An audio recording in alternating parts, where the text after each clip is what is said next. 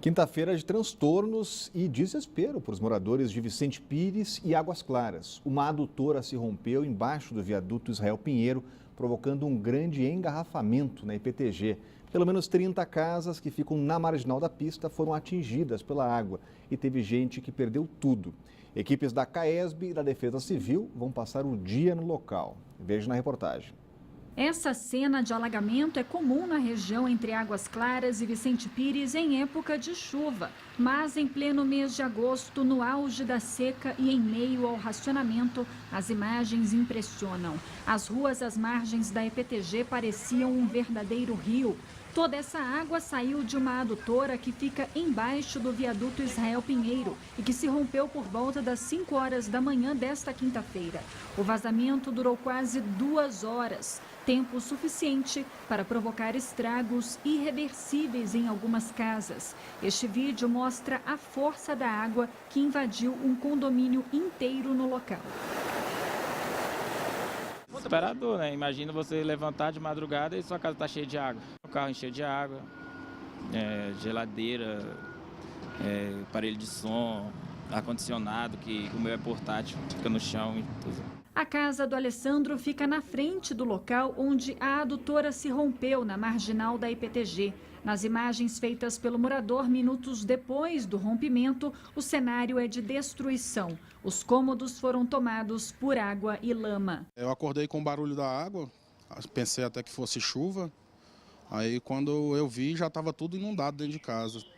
Aí a preocupação maior era procurar um abrigo, né, para os filhos. Dentro de casa praticamente tudo acabou, né? Tudo foi por água abaixo. As equipes da CAESB só conseguiram fechar o registro por volta das 7 horas da manhã, mas ainda não há uma previsão para o término do conserto da adutora. O presidente da companhia esteve no local e garantiu que os moradores prejudicados pelo alagamento serão ressarcidos. A gente vai encaminhar aqui uma equipe de sinistro para avaliar os danos, porventura provocados nas residências, e também estamos mandando uma equipe para fazer uma limpeza, auxiliar as donas de casa na limpeza das residências. Eu peço à população a paciência, nós estamos trabalhando direto, nós não vamos sossegar enquanto a gente não colocar essa adutora novamente em operação. O trânsito na região também ficou complicado nas primeiras horas do dia. A passagem pelo viaduto Israel Pinheiro foi fechada e os motoristas enfrentaram congestionamento. Por isso, as faixas exclusivas da EPTG e da EPNB foram liberadas. Os usuários de ônibus também tiveram transtornos. Eu já estava a caminho, só que eu não sabia que não estava passando ônibus.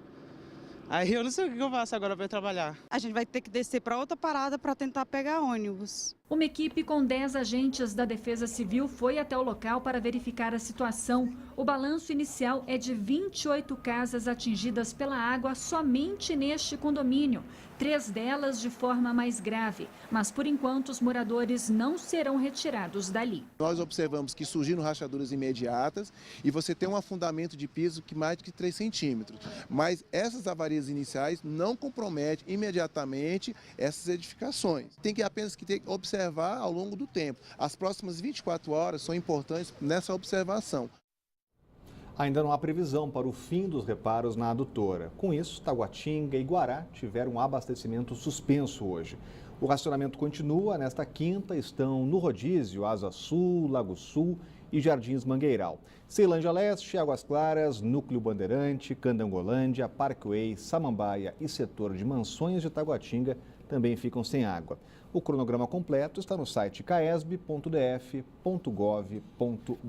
A gente vê aquela quantidade de água ali, Cláudio Humberto, e vê o esforço do racionamento indo pelo ralo. Olha, nos últimos tempos tem sido pelo menos um vazamento por semana desse tipo aí, né? Por acaso agora o vazamento acabou danificando, você viu ali as imagens, um condomínio inteiro de casas que teve gente que perdeu móveis, que perdeu utensílios, gente que viu carros destruídos pela água. E o presidente da CAESB ainda disse que vai avaliar os eventuais danos. Eventuais danos, presidente, que porventura tenham sido causados por esse vazamento. Olha, isso aí, sabe o que é, né? Falta de manutenção, falta de cuidado.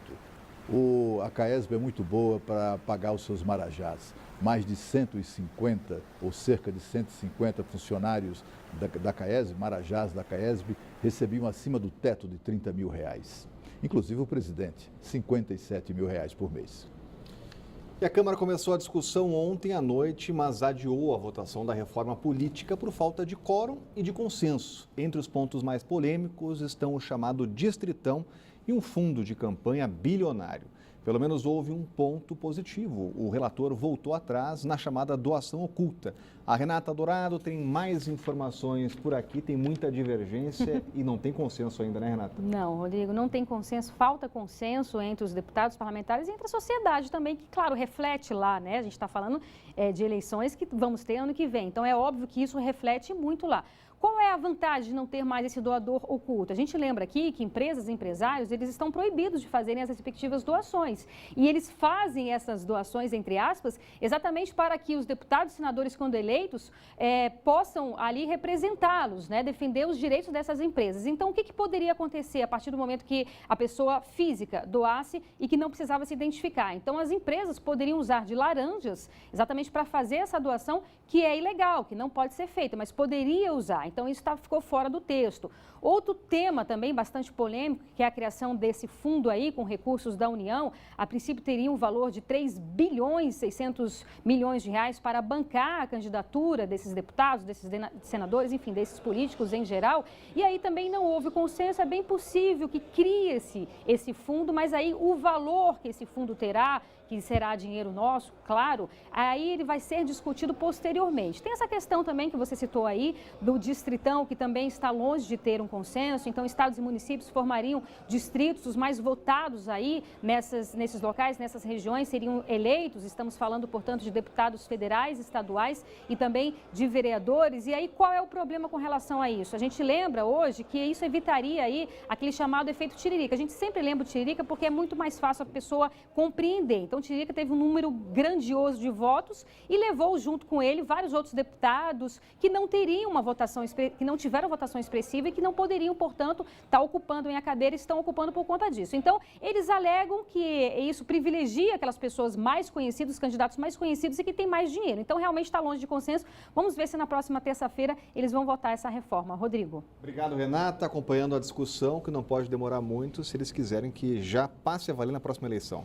Pois é, olha, ontem eles vararam a noite ali debatendo esse assunto, até que o presidente da Câmara resolveu suspender. Não havia quórum, não havia número suficiente e tal, suspendeu a sessão e chutou a sessão para a semana que vem, minha gente, terça-feira. Por que não hoje? Quinta-feira é dia de trabalho, nós estamos aqui trabalhando, vocês também têm trabalho, todos trabalhamos de segunda a sexta no mínimo, né? Mas os deputados não. E aí tem uma explicação. Hoje nós fizemos, nossa equipe fez uma blitz na Câmara dos Deputados logo cedo. Sabe o que a gente descobriu? Que o painel eletrônico que registra a presença foi aberto às 6 horas da manhã. Sabe para quê? Para que os senhores deputados marquem presença, portanto não sejam acusados de ausentes, pela ausência, nem tenham o salário descontado, para que eles então corram para o aeroporto e se mandem daqui. Continuamos vivendo aquela situação em que deputado em Brasília só trabalha às terças e quartas. Trabalha força de expressão, é claro. E a seguir mais um trecho do Minha Brasília, com o polêmico comediante Léo Lins. O Band Cidade volta já.